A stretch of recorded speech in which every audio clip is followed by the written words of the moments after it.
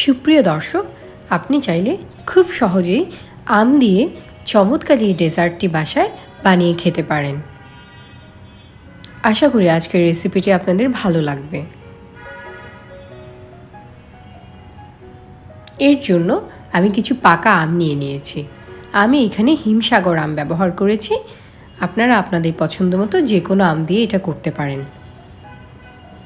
এবার আমি দুটি আম কেটে নিচ্ছি।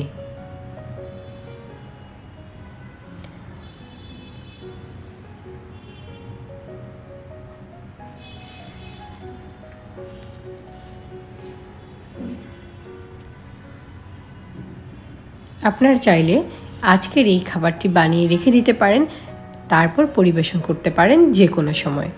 তাতে করে আপনাদের যেমন সময় বেঁচে যাবে, তেমন করে একটি স্বাস্থ্যকর খাবারও খাওয়া হয়ে যাবে।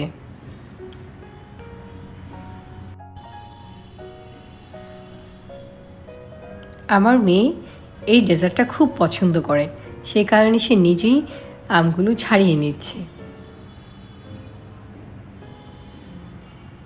আসলে বাচ্চারা যখন আমাদের পাশে থাকে, আমাদের মনটা এমনিতেই অনেক ভরে ওঠে। সে খুব কষ্ট করে ছাড়াচ্ছে। আমি কয়েকটা কিউব এইভাবে আলাদা করে রেখে দিয়েছি। এবার আমি একটা ব্লেন্ডার জারে আমগুলো ব্লেন্ড করে নেব। আমের বড়া থেকে যে পাল্পটা বের হয়, আমি সেটাও নিয়ে নিয়েছি। এবার আমি হাফ কাপ টক দই ব্যবহার করব। আমি এটাতে কোনো প্রকার পানি ব্যবহার করব না, কারণ আমি এটা ঠিক করে খাবো।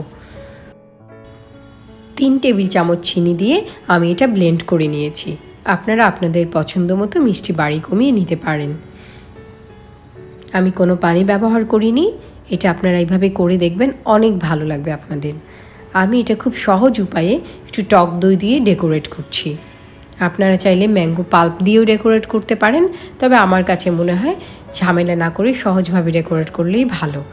এবার আমি গ্লাসে ঢেলে নিচ্ছি। আপনারা চাইলে ফ্রিজে রেখে এটা ঠান্ডা করে পরিবেশন করতে পারেন। এটা খেতে খুবই ভালো লাগবে। আমি কিছু আমের কিউব রেখে দিয়েছিলাম, সেটা উপরে দিয়ে সাজিয়ে আমি এটা পরিবেশন করছি।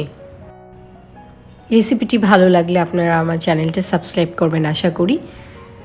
লাইক, কমেন্ট এবং শেয়ার করে আপনাদের মূল্যবান মতামত আমাকে জানাবেন। আর পাশে থাকা বেল আইকনটা ক্লিক করে দিলে আমার ভিডিও সবার আগেই আপনি পেয়ে যাবেন। খাবেন যখন ভালোটাই খান, রান্না হোক আয়ের মাধ্যম। আল্লাহ হাফেজ।